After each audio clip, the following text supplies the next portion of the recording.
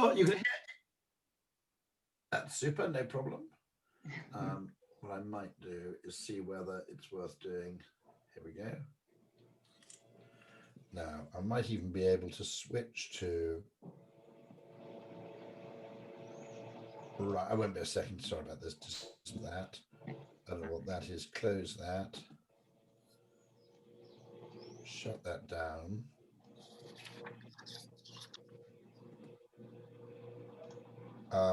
Well, that seems to be shut. Let's see if I can also switch to the professional camera. Let's see if I can make this work. This may take a while, or it may not work, but I'll try it. Yeah, my goodness. Amazing. So I can now zoom in. There we are. Oh, I like that. And I might even, there we are. I can even defocus the background, although that seems to be making it a bit. Oh, there we are. That's right. Super Excellent. Professional. Thank you so much, Harry. I just will do a kind of introduction in Portuguese. Sorry. Of course. Thank you very much. And then let you do the show. So, of course. Bom dia. Espero que todo mundo esteja me ouvindo bem. Se não tiverem, me avisam aqui no chat. Eu consigo dar uma olhadinha. Para quem não me conhece, meu nome é Laís Rico. Eu sou head de agências no LinkedIn. E no LinkedIn a gente tem um time que a gente chama de B2B Institute, que em parceria com alguns especialistas acadêmicos e da indústria, é um time responsável por estudar o impacto na construção de marca B2B no marketing. E a nossa visão, na verdade, é transformar a categoria B2B, trazendo estratégias novas que vão além daquele pensamento tático de curto prazo e silos organizacionais. E é isso que a gente vai trazer um pouco aqui hoje. Então, eu tenho a honra de ter ao meu lado, virtualmente, claro, Rory Sutherland. O Rory é vice-presidente da Ogilvy UK, no Reino Unido, e cofundador da área de ciência e comportamento dentro da agência. O Rory trabalha com especialistas em psicologia que buscam aquelas oportunidades não vistas em comportamentos do consumidor e que podem, no final das contas, ter grandes efeitos sobre algumas decisões, sejam elas no B2B e no B2C. E o Rory escreveu um relatório sobre isso, é um pouquinho do que a gente vai falar hoje. Antes de fundar a Ogilvy Consulting, o Rory foi redator e diretor de criação da Ogilvy por mais de 20 anos. Foi presidente do júri do Festival de Cannes, já palestrou no TED Talk e está aqui hoje com a gente. E ano passado publicou o best-seller Alchemy, The Surprising Power of Ideas Which Don't Make Sense. E também comigo, eu tenho a honra de ter o Paulo Loeb, cofundador da B2Biz, criador do núcleo B2Biz, que é dedicado a só clientes B2B, para vocês verem só. O B2Biz atende clientes como o Google Cloud, TOTUS, COSAN, B3, CPFL. Tem 50 profissionais dedicados aí à estratégia de branding, ao inbound marketing, geração de leads, e também escreveu um livro que chama B2B Rocks. E eu acabei de perceber que eu preciso também escrever um livro, senão não dá para conversar com essa galera. Mas, enquanto isso, eu vou aprender com quem sabe. Então, Rory, welcome. Thank you so much again to be here. Thank you. It's a huge pleasure. And also, it's wonderful to be introduced in Portuguese, because Portuguese with Italian, I think, are the only two languages which are pleasant to listen to, even if you don't understand them. Do you still have Iris Lettieri doing the airport announcements in Brazil? Are there still recordings of that fantastic... there's an absolutely fantastic airport announcer. I'm fairly sure her name is Iris Lettieri, who recorded all the Brazilian airport announcements. I hope they're still using them, because they're absolutely magnificent. There are English people who've missed their aircraft, they've missed their planes, just listening to the announcements. So don't ever change those recordings. I don't know her. Do you know her, Laís? I've never heard about her. No. She's the very deep-voiced lady who does the Portuguese announcements at all Brazilian airports. I hope they haven't changed it. I'll check. Let's check. Yeah. It's a vol 2 0. So anyway, sorry. it's inimitable, but absolutely brilliant. So, Rory, I'd like to say that, first of all, Rory, I'm gonna say I'm the biggest fan of yourself here in Brazil, maybe in Latin America. So Okay. Oh, brilliant. I'm going to give this credit for myself. I first met you 2-3 years ago at B2B Ignite event. And then I read your great book. I bought 10 books and I gave to my clients. It's awesome, awesome, awesome. So my first question, Rory, would be, why is B2B so high now, not only in Brazil, but also in UK, in Europe? I've been working with advertisement for the last, I'd say 20 years. And only in the last 3, maybe 2 years, B2B became hype. It's only my point of view, also that's something that you're also aware of the same thing. Please, I'd like to hear you. I've been a bit lucky, and it's because working for Ogilvy, I think was always disproportionately weighted towards B2B.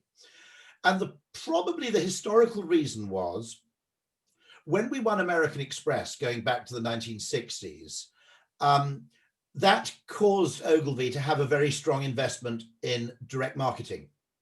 Now, a lot of people now listening to this won't even know what direct marketing is, but it was effectively digital marketing avant la lettre. It was database driven, one-to-one consumer marketing. And because American Express was, of course, a fabulous direct marketing company and brand, as it still is, Ogilvy invested, and David Ogilvy was a huge fan of direct marketing. Now, typically, because B2B clients would have had smaller target audiences, they would typically spend more on direct marketing than they would on mass advertising. And so Ogilvy's relative strength in B2B has meant that with brands like IBM, for example, of course, actually American Express is partly a B2B brand, previously Microsoft and so on, we've always had a particularly strong focus on B2B relative to consumer goods. And I think, by the way, what we're going to see now, by the way, just to be very clear, marketing isn't all about communications. But if you have and I'm very, very keen in the behavioral science practice to look at marketing in its entirety, not marcoms. I think one thing you must be very careful of if you work in B2B marketing, never allow your department to become or be called or be known as the marcoms function. Because if you're now in marcoms, not in marketing, you're seen as a support function and as a cost, not as marketing should be perceived, which is a significant source of value creation and competitive advantage, and probably the biggest single driver of growth alongside innovation.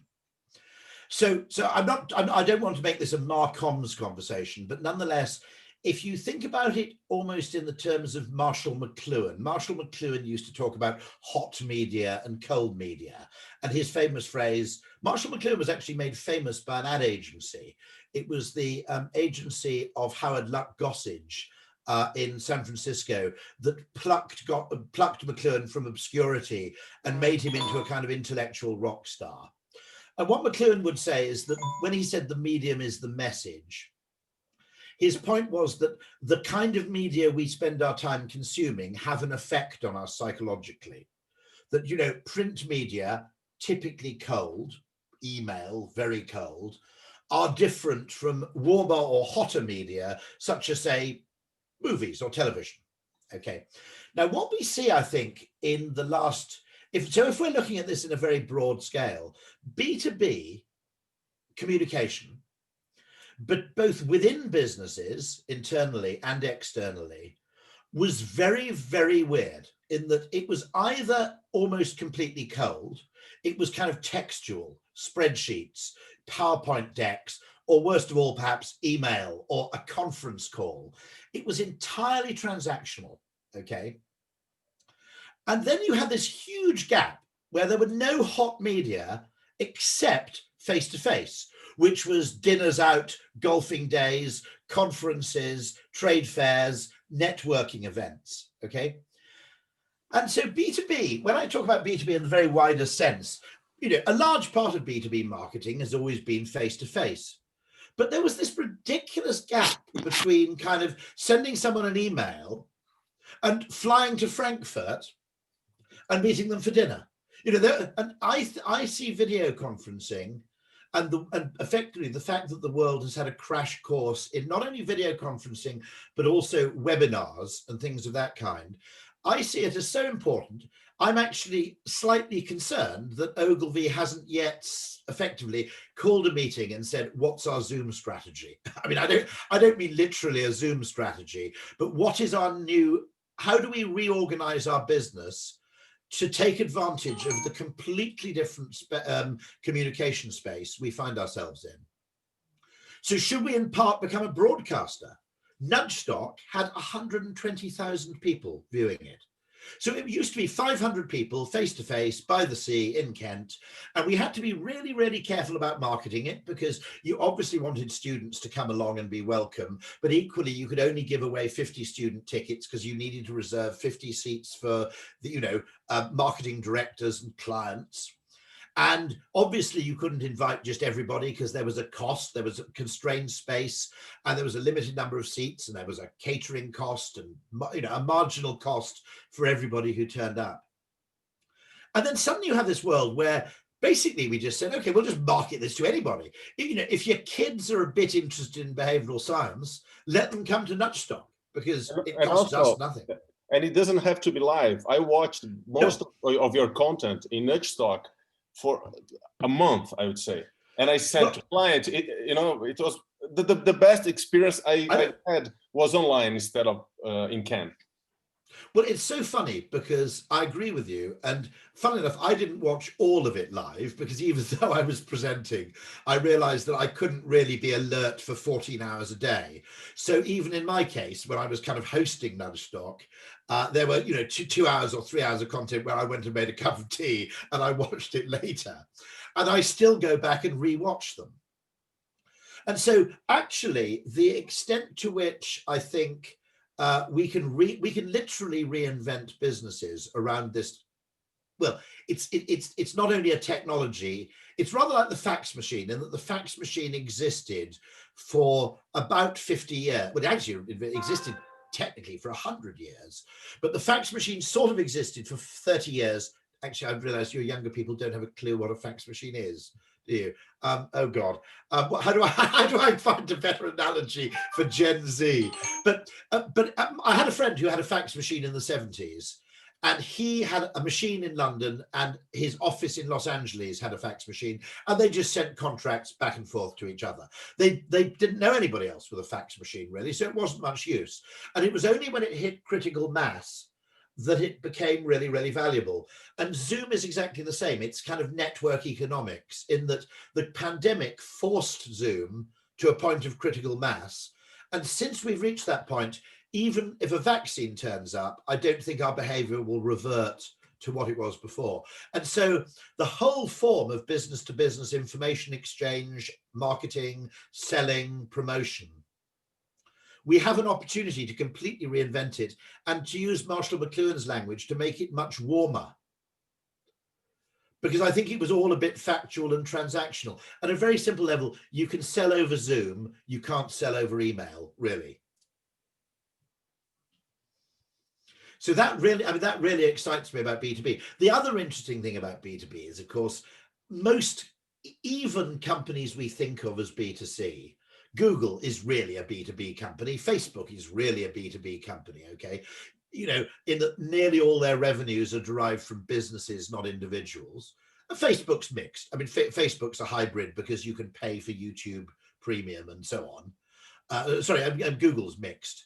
Facebook, I don't think there's anything you can. I suppose they sell the Facebook portal to consumers, and Google would obviously sell you know, various hub connected devices to consumers, but Google's overwhelmingly a B2B company, in the sense that, and similarly, you might say that a lot of companies we think of as B2C are really hybrid mixtures. And also, if you take the UK, for example, the UK has a trade surplus in business services in B2B, but it has a trade deficit in consumer goods. And to some extent, B2B is the mark of a kind of developed economy when you have a fairly large business to business sector. So, I mean, one of the problems we always had is that people always thought consumer first. And I think that came from the fact that most marketers historically came from a consumer goods background. And of course, the point in consumer goods, in packaged goods, in P&G and Unilever, the point of marketing to some extent was to reach over the barrier of the retailer and talk directly to the end user, hence the word consumer, okay? You know, the word consumer is to distinguish from customer, because of course in packaged goods, your customer is a grocery chain or whatever it may be. And so the natural instinct, the muscle memory of consumer goods marketing carried through, I think, into other businesses, which is naturally you're talking to the end, you know, the end decision maker. And I always remember Drayton Bird, who's the great guru of British direct marketing, saying something to me that he always said in his experience. He said, communications to the trade pay better than communications to the customer, and communications to your own staff pay even better than communications to the trade. So he was a big devotee for both internal and trade communications from his own direct marketing experience. And yet the natural instinct of the marketer is, because we conflate marketing with, say, mass advertising, is to think consumer first. And it's a mistake, I think. And then the other thing, as I said in the paper I wrote with LinkedIn, and there's some fantastic papers that LinkedIn have published. But the other thing is what I call the objectivity trap, which is this very easy assumption. I mean, I think the objectivity trap exists as a problem in consumer marketing, in that people think that consumers care much more about the objective features of a product than they really do. And, you know, okay, I mean, you know, I always argue that Steve Jobs' marketing genius was he didn't care so much about what the phone could do. He cared about what it felt like while you were doing it. Okay, so he actually targeted the amygdala rather than the prefrontal cortex, if you want to use brain science. And so the objectivity trap, I think, besets all engineering and finance-driven companies, because it's very convenient for people who spend their whole working lives thinking in kind of rational, quantifiable terms to assume that purchase decisions exist in the same realm, you know, the same realm of objectivity, price, you know, utility, you know, and you know, the kind of economic model of how business works, which is psychology free. And of course, the truth of the matter is, I think that in many cases, behavioral biases are more prevalent and more distorting in an institutional or business setting than they are among consumers. Because consumers have behavioral biases, but they tend to be different. You know, some people choose clothes on comfort, some people choose clothes on appearance, some people choose clothes on price, some, you know, but when you aggregate different consumers, it does give the manufacturer enough information in aggregate to separate out what people want, what people really want. Whereas the problem with institutional bias is it tends always to operate in the same direction. So, the distinction I always make is that when you make a purchase as a consumer, you're trying to minimize the risk of regret. You know, you want the product to be fun, but you're also keen not to spend money on something you'll regret buying. Now, it's subtly different in B2B, because when you make a decision in B2B, you're trying to minimize the risk of blame. And this is a very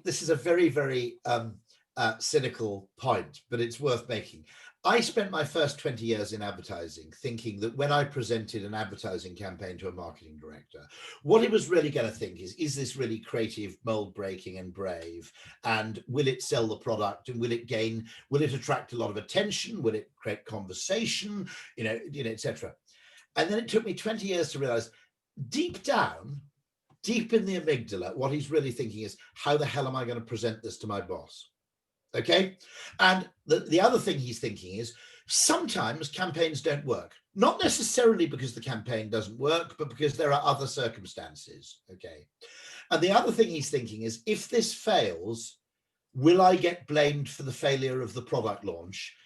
And I'm much more likely to get blamed for the failure of my product launch if my advertising is eccentric than if my advertising is apparently boring and rational. And so a great way of understanding how a lot of business wastes its time in what's called defensive decision making, which is lending the pretense of rational process to what is in reality an emotional decision. And I have the perfect example of this, which is anybody listening who might have been in an ad agency, or anybody listening who's been a client involved in choosing a supplier, including an ad agency, has probably been handed by procurement something called a balanced scorecard. You know the thing? And what they do is they give you a bit of paper and it says you've got to rank all these agencies on weighted metrics, which would be, you know, 20% on strategic insight, 20% on creative distinctiveness, 10% on chemistry, probably 40% on price given procurement, okay? I don't know, but it's this weighted average, okay? And everybody goes through it and they fill in the numbers.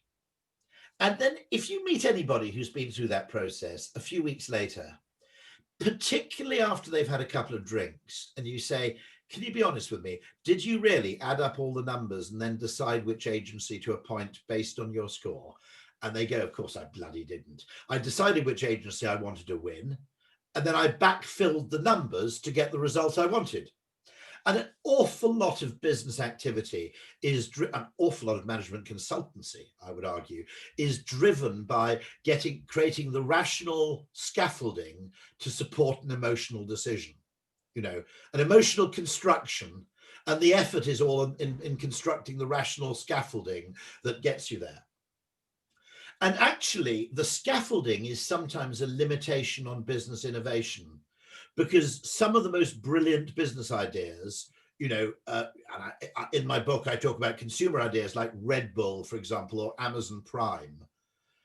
You can't really construct the rational case, you know, in advance, because as soon as there's a single element of your proposal which is kind of counterintuitive or seemingly slightly illogical, the institutional risk now Bezos had a big advantage because he basically sort of founded the company, and so he could make those kind of calls. Nearly all Jeff Bezos's colleagues wanted to kill off Amazon Prime when Bezos suggested it. And so it's one of those interesting cases where the need to be rational in business is both a bias and a limitation, actually. Rory, I'd like to be invited for your next meeting with the C-level because, you know, what you bring is so colorful, is so powerful, is so conceptual, I would say. But in the real world, when you have to face metrics, you have to face, you know, numbers, how do you deal with that? I mean, you bring everything that I love and I agree with. I saw, as I said, I read your book, I saw all of your TED Talks, but in the end of the day, you are, you know, facing a CEO that has all the metrics, all the agenda. How do you dance this music, I would say? Funnily enough, I dip in and out of mathematics. I'm not a very good mathematician. I'm reasonably good at statistics in that I'm good enough to understand when they're rubbish. Because I think there is this danger that in business, if something looks mathematically sound and it seems to make sense, we regard it as true. And my colleague Chris Graves, who was formerly a journalist, he was a kind of TV journalist before he was a behavioral science expert at Ogilvy in New York. He has a wonderful phrase, which I think comes from his journalism time. Just because something makes sense doesn't mean it's true. And I think what business often does, it finds something that makes sense and says, that's the explanation. We don't need to look any further. We don't need to delve any deeper. And so you can come to conclusions that make sense in business, and they acquire a kind of status and certainty that they don't deserve. And I noticed this, that the requirement for certainty and the requirement for logic is really, really dangerous in, for example, our approach to advertising, because we're in danger of getting into a form of advertising where you're only allowed to advertise if the following conditions are met. You have a single objective that the advertising is designed to achieve, and that you can measure to the penny the extent to which the advertising achieves the predefined objective, and nothing else. Okay. Now, the problem with that is that I think a large part of advertising just works probabilistically. You don't know how it's going to work and a very large part of B2B marketing works probabilistically, okay? You don't know, and there's one of your brilliant colleagues at LinkedIn has written a fantastic piece on this called Quantum Marketing. And I was working, funnily enough, he and I were kind of working in parallel on the same thought. You don't know who's going to be the buying director for bricks for a large corporation in 3 years' time. Okay, it's not, you know, it's probably not going to be someone who's currently a brain surgeon or someone who's currently, you know, a conceptual artist, okay? But you haven't got a clue who the person's going to be.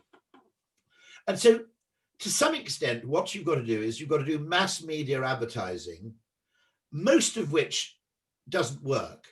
But the fact is that you don't know in advance how to make it work better, which doesn't mean you shouldn't do it at all. So I'll give you an example of this, okay? There are some forms of advertising which work directly. In other words, you know, you offer something, and there are other forms of activity which only work probabilistically. Now, I've got a terribly politically incorrect analogy for this, but there probably is a correlation between how many times you buy your girlfriend flowers or how many times you do something or other and how much sex you have, okay? There's a correlation, but at no point do you ever make the exchange direct, do you, right? Okay, the flowers become completely useless if you say, if you have sex with me, I will give you these flowers, because that's completely changed the nature of the exchange, right?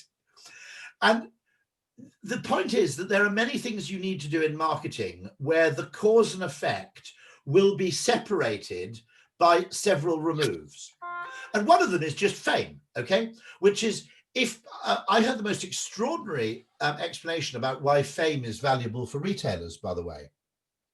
Let's say, okay, but let's talk about, this is a value of fame. If you're a famous brand, when your chief executive rings somebody up, they return the call. You know, if you're the chief executive of Rolls-Royce Aero Engines or the chief executive of, you know, any large organization that people have heard of, people return the call. Okay. Now, you can't say in advance what that's worth.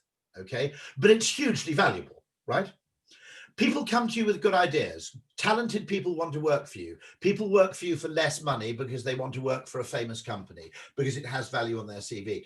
Now, at no point will it ever be able to predict all those things in advance, nor will it ever be possible to evaluate them in retrospect. Okay. Just as you can't connect sex to flowers. Okay. It's a terrible analogy. Okay. But okay. You know, nor should you try to. But we know at a very simple level that companies that spend more, that have more share of voice, end up having more share of market. Okay, the extent to which your share of voice extends share. So the obsession with having very narrowly predefined performance indicators is dangerous, because a large part of things work simply. It's like saying we can only use medicine if we know how it works at the molecular level. Most medicine, you know, aspirin, paracetamol, for that matter, you know, penicillin, we didn't know for a long time how it worked at the actual molecular level. We simply knew that it worked really well empirically. And demanding, saying it's not enough to know that advertising works, I have to know how it works at a microscopic level, is then going to prevent you from doing a lot of advertising which could still pay off. You're setting the proof bar too high, essentially.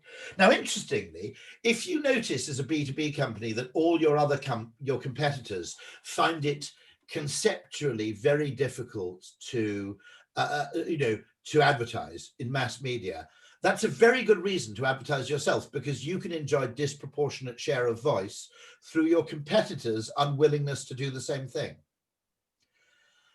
And so, you know, I really worry about this extent to which advertising, a bunch of tech people have taken over advertising, which is a highly complex thing like meteorology, which works in multiple ways and it works probabilistically and it has to cope with future uncertainty and future unknowability. And they've tried to turn it into an engineering problem. They've tried effectively to say, right, we're going to treat this as if it's Newtonian physics. You know, there's a single cause, there's a single effect.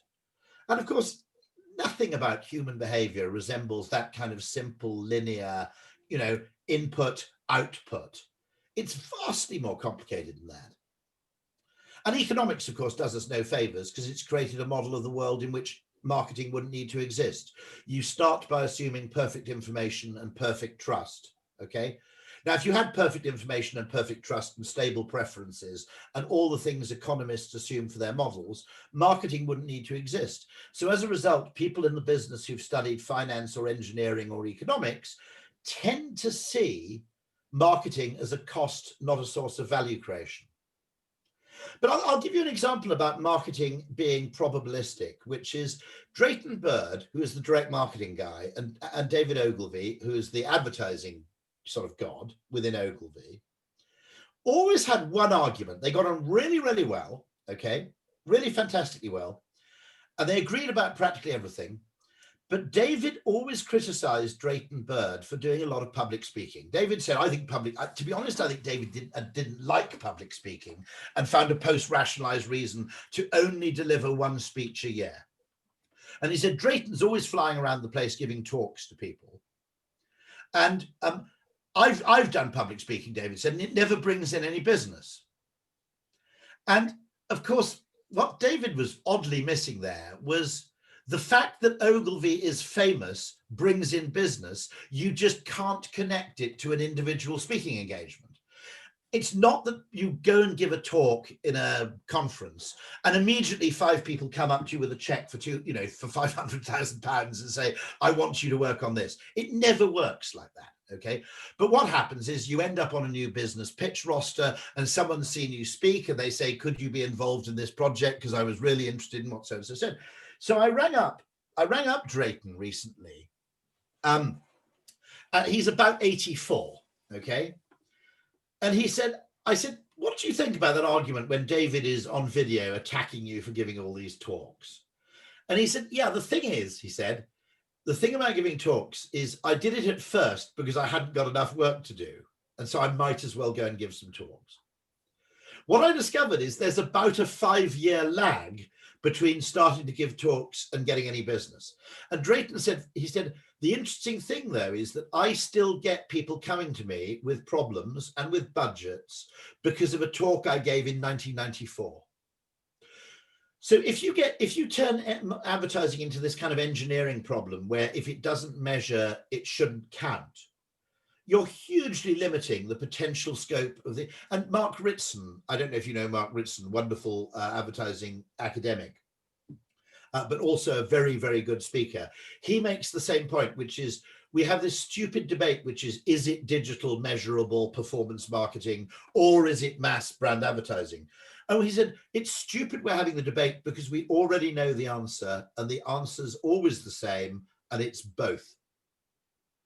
And I think, the value of advertising, we have to accept that some part of effective advertising is going to be probabilistic. And we need to have just the courage to say, look, we don't know how this is going to work, but the more of it you do, the luckier you get. And that's got to be good enough. In Brazil, our agencies are what we call as full service. So we don't have this media agency. And no, in fact, media independents are illegal in Brazil, aren't they? Which is an excellent idea. And I wish we'd done that in Britain, because that's partly why you have such good advertising, I suspect, because the separation between media planning and creative has never made any sense to me since it happened really about, 30 years ago. My argument is that the whole point of an agency is that you can provide a ready-to-heat solution, okay? And what it's done is it's turned marketing services into a kind of Mongolian barbecue or a smorgasbord, okay, where clients are left to sort of pick and choose from various morsels that are offered to them, instead of a chef coming up and saying, if you do this, things will work, okay? And so it's ludicrous in terms of choice architecture. No behavioral scientist, had there been behavioral scientists in advertising 30 years ago, no behavioral scientist would have supported that that division. And so no, the other thing is that the symbiotic relationship, I know this because I started in direct marketing. I'm still a direct marketer in part. It's direct marketing that got me interested in behavioral science, which is sort of a branch of direct marketing, if you like. The thing that, you know, I always noticed as a direct marketing copywriter is having a great relationship with the media people and actually having a kind of iterative back and forth between media and creative, so that you arrived at something which satisfied both of you and that was better than anything you could have come up with individually. That was the magic of working with media people. And I kept saying, you know, you can't solve a Sudoku by cutting it into 9 squares and handing each square to different people. You've got to look at the problem in its entirety in order to solve it. And what we're trying to do by, I can just about see the argument for centralizing media buying, but the argument for centralizing media planning doesn't make sense to me at all. I don't understand what it's about. I see, I don't know, Loebi has an agency, so each day I could see more agents and clients think more about strategy and not all about creative. That I think there is something different that you live in UK or other countries, because even more I see media and planning and strategy being the focus of the agencies and not only about creative and prices, etc. Lais, you know, one thing, Rory, I wasn't alive during the 60s, and I was only just alive. I was born in 1965. well, you know, and I think in some ways I miss Madman's way of doing advertisement, and I'd like to know. It's a crazy idea that comes to my mind because we are in 2020 talking digital, talking about all the possibilities, and on the other hand, I miss, you know, talking to the CEO and deciding strategy and making it happen just by sitting like we are right now. What are your thoughts on that, please? Part of the problem, are you still paid on commission in Brazil, or are you paid by fee? Commission. Both. Both. No, it's, I know. Now, commission has lots of flaws, and David Ogilvy spent a lot of his working life trying to get around commission, because the problem would often be that you would spend literally, you know, a year working on a campaign, and then the factory burnt down or something, so you'd end up never getting paid for it. And that was kind of a ridiculous state of affairs, which was also probably anti-competitive, because it meant that it was a barrier to entry to people creating new, smaller agencies, because you needed, you know, in order to get paid, you needed to have a certain scale. But there was one great advantage, which is, of course, our clients would then involve us really early because we were free. Okay. Now, when you're paid by the fee, the meter starts ticking the moment they call us in. And so one of the things that is nice about running the behavioral science practice is because it's not particularly expensive or particularly it's not particularly labor intensive. You can add a lot of value in a short time. One of the things I particularly love, and the behavioral science practice is part of Ogilvy Consulting, is that I love having wider conversations where it isn't confined to Marcom's discussions. So, and to do that, you've got to move upstream and you've got to go early. And of course, commission, in a sense, was a great way to get involved early, because your clients thought, well, we might as well ring these guys now because, hey, we don't even start paying unless we run an ad. Okay. And so in a weird way, because of the way in which you charged entirely at the back end, you did get involved quite early because there was no disincentive to calling you earlier. And I think I agree. I'm very, very eager, and particularly in B2B, the danger is that marketing isn't even a function actually of business, because I don't think it should be confined solely to the marketing department. for one thing, it's very, very difficult to draw, if you're a marketing purist, as I am, it's very difficult to draw clear lines between marketing and innovation or R&D, because in a weird way, marketing and R&D are the same thing, okay? So in order to create value, you can either find out what people really, really want, to quote the Spice Girls, and work out a clever engineering way of producing it, or you can work out what you can produce and find a really clever way to make people want it, okay? By presenting it in a different way, or by marketing it in a different way, or by pricing it a different way, or by selling it in a different place, okay? Yeah, there's a fantastic yogurt brand called Froobs in the UK, and it's yogurt that comes in a little plastic tube, and you rip the end off, you put it in your mouth, and you squirt it into your mouth, okay? Now, that is a piece of marketing R&D which comes from the fact that parents think yogurt is healthy. Kids quite like yogurt, okay? But yogurt had a major consumption failing in school lunch boxes because the container burst and the kid lost the spoon, okay? So the child would go to school with a yogurt in his lunchbox. Then the lunchbox would get kicked around by some other school kids. He'd end up with yogurt tipped all over his exercise books, and then the spoon would get left at school, okay? And so the brilliant thing with the Froob is it was spoon-free, non-bursty yogurt.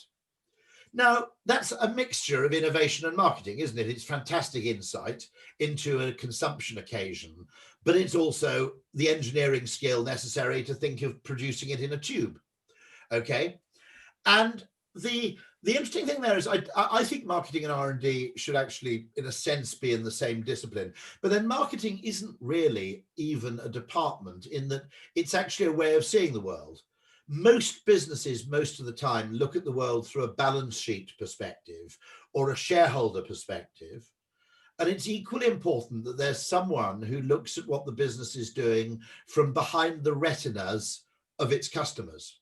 You know, what effect is it having on the brains of its customers is a fundamental question, because something that looks perfectly rational on a balance sheet, when you look at your customers in aggregate, might look terrible when viewed from the customer, 90-degree customer viewpoint. I'll give you a lovely example of this, actually, which isn't quite a B2B example. I wish I could. I'll try and think of a B2B example, but it's a classic case where the government wanted British people to have electric cars. So they said, you can have £3,000 rebate on an electric car, and we'll also pay you £300 towards installing a charging point, a high voltage charging point at your home. And I thought, well, I'm planning to get an electric car. I haven't decided which one yet.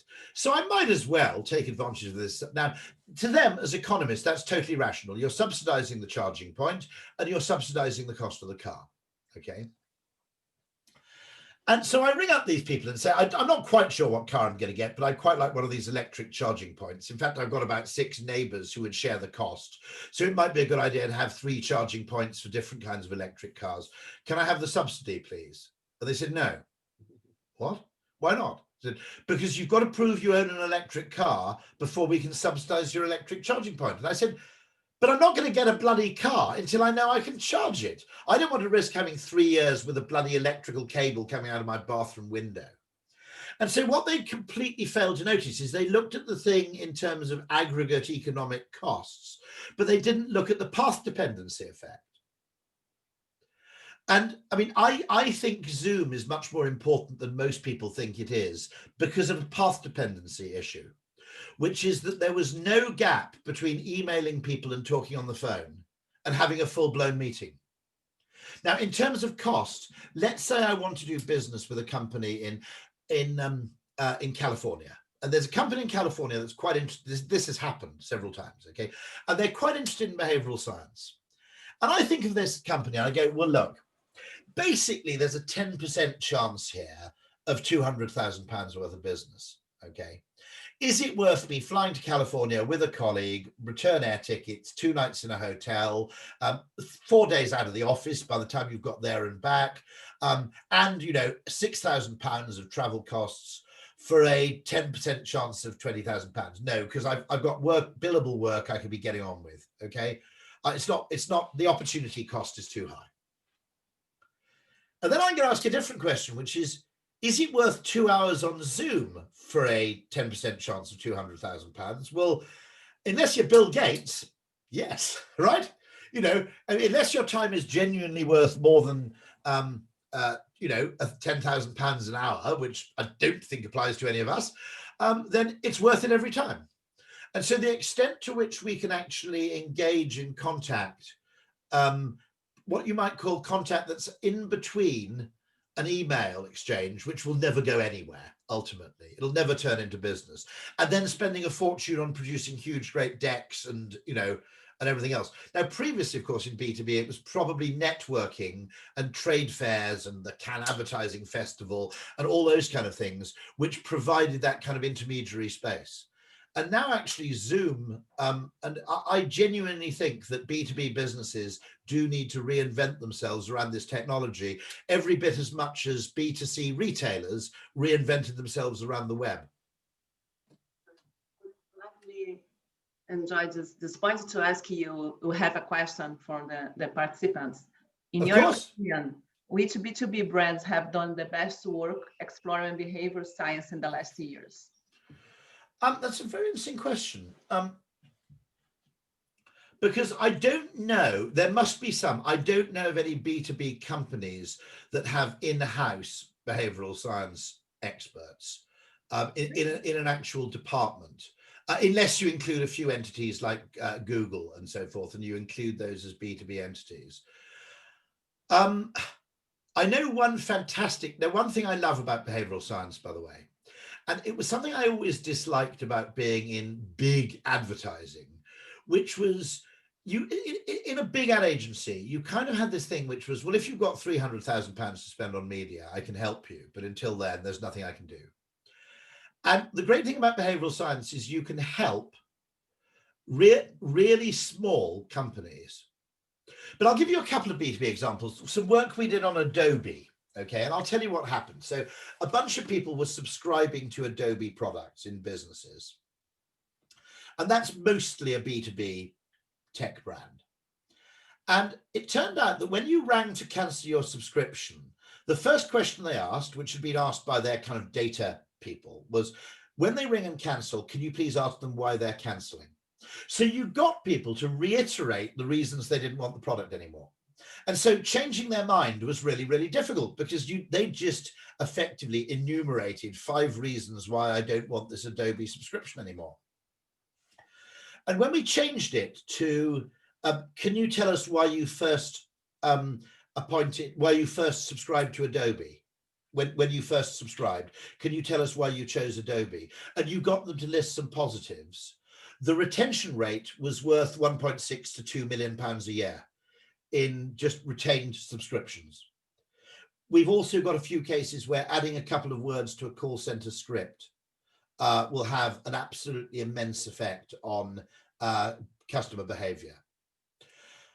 But I mean, I'll give examples of behavioral science in B2B. I know very large financial institutions know there's a thing called the Goldilocks effect, which is that people automatically choose the one in the middle if you present them with 3 options. There's a stranger effect, which is if you offer people 5 options, they tend to choose number 2 and number 4, not 1, 3, and 5. And this is a very large bank, whenever they offered clients 5 investment options, ordered in order of riskiness from 1 to 5, they'd always build a bit of extra margin into 2 and 4. And the reason is the person didn't want to choose 3 because it made it look as if they were sitting on the fence. 1 made them look like a coward. 5 made them look like a lunatic. So they automatically wanted 2 and 4. And so they always built a little bit of extra profitability into the option 2 and the option 4. But a third case, which is a small company, and the marketing director is a friend of mine called Jones. He's at Petrocelli on Facebook, on Twitter, if you want to follow him. And the company is called Backhouse Jones, and it's a solicitor's firm in the Northwest, which dates back to the 18th century. So the Backhouse family have actually been running a law firm since something like 1760. But what they now do is they specialize in transportation law. And if you're a transport operator, for example, a haulage company or a bus company, I think it's road transport, or a coach company, for example, instead of them charging you for every hour of legal time they give you all the legal advice you need for free, but you pay a monthly recurring subscription. And this chap, who's the marketing director, Mr. Jones, has this brilliant thing, which is, now in reality, these people operate quite large fleets, but he describes it as 29 pence per vehicle per day. Now, if you've just spent £300,000 on $300,000 on a huge truck or a brand new Caetano motor coach or whatever, okay, 29 pence per day seems like a rounding error. It seems like nothing, right?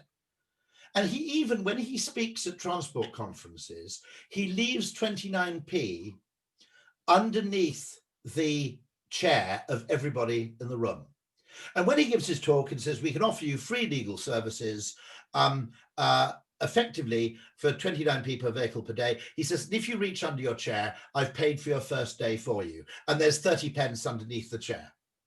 Now, the interesting thing about that is, okay, what they're doing is he's doing framing in behavioral science. He's framing the cost in a way that makes it seem really reasonable. Contrary to what economists think, we don't experience a single consistent unit of pain by paying a single unit of currency. There isn't a unit of pain we experience by paying $1 for something, because the same thing can feel cheap or feel expensive. And what he's done is he's positioned the price in a way that makes him feel cheap. Rory, now procurement, just for one second, procurement do the opposite. They come to you and say, last year we spent £2 million with you and we want to cut it by 10%. Now, if you said, no, it isn't £2 million, the cost of Ogilvy is 0.0001p for every product you sell, right? So given that we're so insignificant in terms of your overall costs, why are you even bothering? Now, a colleague of mine did a brilliant thing. He was selling advertising services to Inmarsat. Now, Inmarsat operates fantastic internet access and phone services over satellites. And they're the people who'll put internet access in your airliner for civil aviation, okay? And he didn't say the agency is going to charge you X thousand pounds this year. He said, for the amount of money you're going to pay us for agency services this year, you could get one of your launch rockets from the launch pad to 67 feet in the air. Okay, so he framed the cost not against, how much it's costing you a month. So the person wasn't thinking, God, that's 10 times my mortgage or something like that. The person was thinking, compared to what we spend putting a satellite up in space, the cost of an agency is basically a rounding error. Even though we are talking here about B2B, of course, I think that behavior science has a strong relationship or impact, I would say, in public life. I remember from your book or your speech, I don't know very well, you gave an example about a square bench that didn't make sense to make it. I don't know if you remember that example. And then in the end of the day, for elderly people, it didn't make sense for elderly people it didn't make sense for the city to pay the bench for elderly people to sit. But at the end of the day, everybody sat, and it was, of course, a great idea.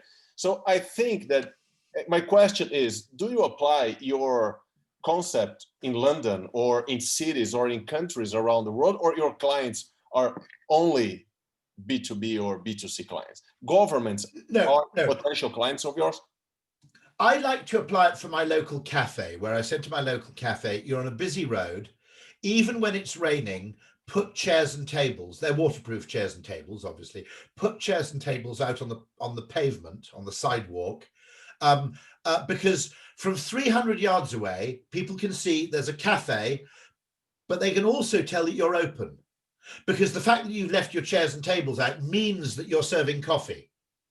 Now, I said, from 200 yards away, they might not even see you're a cafe and they don't have time to slow down, but they might also, at 4 o'clock, they might not be sure whether you're open or not. Once you've got chairs and tables there, you're a cafe from 500 yards away. So I love applying it to small businesses. I'll give you a tip. Anybody running a shop, right? Do you want a good behavioral tip?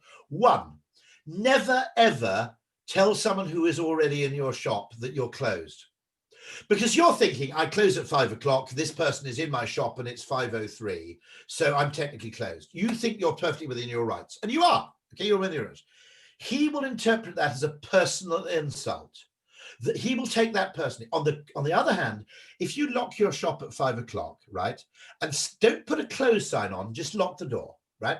Wait by the door, and if anybody tries the door and it's locked, immediately make a big show of unlocking the door and say, I've had technically closed, but come in, you know, is there anything you need? Now, in the first case, you've lost a customer for life. There's a dry cleaner in Sevenoaks that I won't go to. I haven't been to for 5 years because he once basically said, sorry, we're closed, okay? Equally, there's one shop, there's a barber, a hairdressing firm, that opened up for me specially when I tried the door and he was still there and he cut my hair.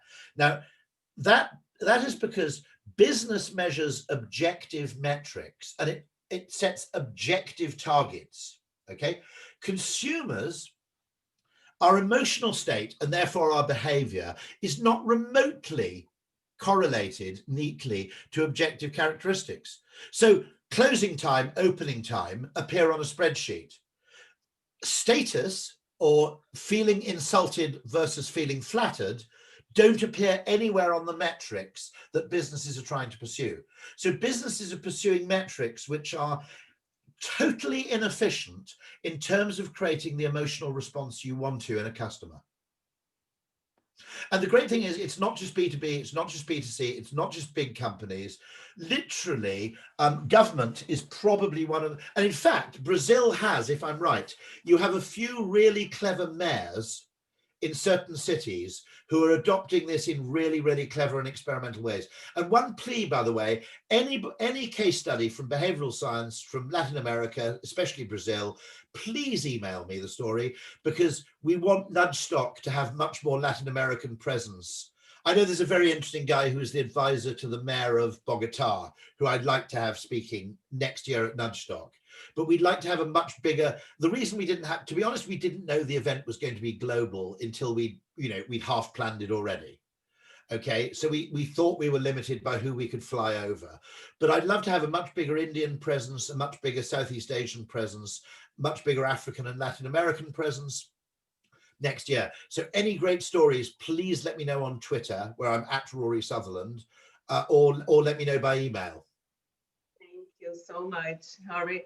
And let me ask you the last question here, just to close this B2B side.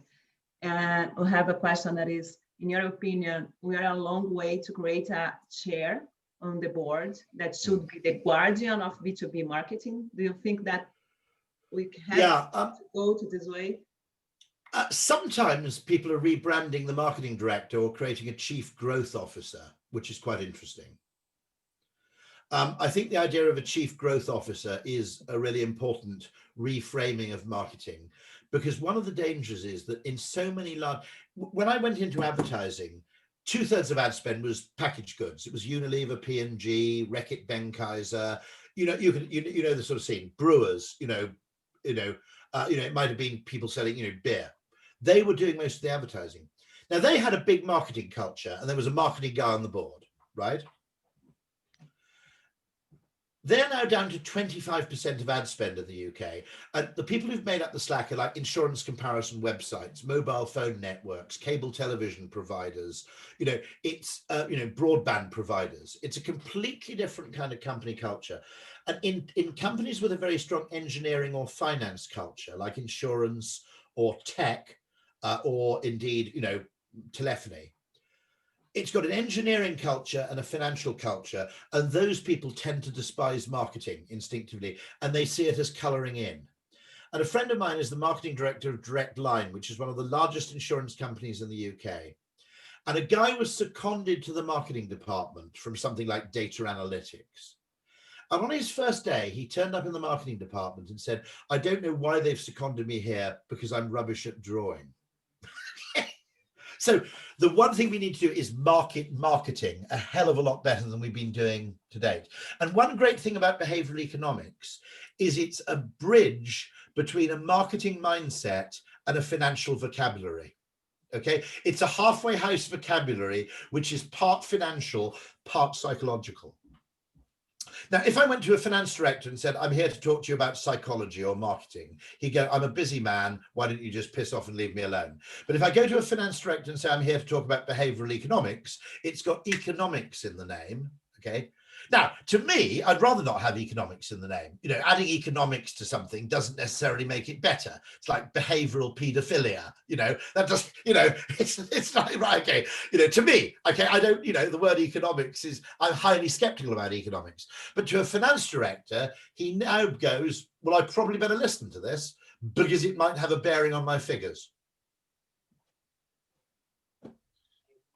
So much with you, Rory. Thank you a lot to be here in some way in a Zoom time. Thank you. It's a huge pleasure. At any time, I'm really, really happy to. One of the great things about this whole Zoom time is, weirdly, my life has been much more international since I've never left home. So I found that incredibly enjoyable. I invite you again, right? Well, one day I will finally make it to Brazil. I've never been. Please. So that's on. There are only about 3 countries left on my bucket list, and you're one of them, definitely. So no problems at all. You are invited to come back at Zoom and by yourself here in Brazil and in LinkedIn office. Both of you, thank you very much indeed. It's been a real pleasure. Thank you so much. Obrigada, Loeb. Obrigado. Bye bye, everybody. Bye bye. Bye. Obrigado a todo mundo que está com a gente até agora. Foi um super prazer. Lá, valeu. Thank you, Rory. Pleasure. Thank you. Bye bye.